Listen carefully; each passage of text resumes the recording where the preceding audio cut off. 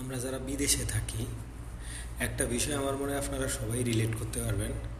সেটা হচ্ছে খাবারের টেস্ট।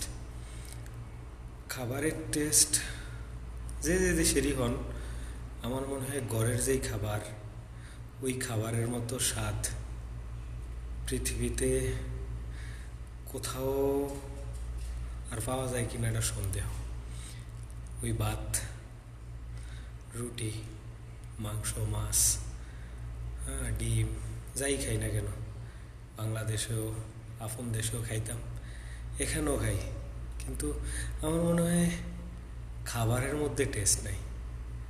মায়ের হাতের রান্না, হ্যাঁ, ওইটা প্রচুর মিস করি।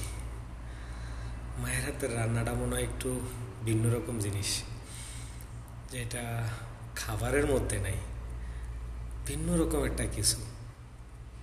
আমি খুব মিস করি। আপনারা মিস করেন? কে কে মিস করেন?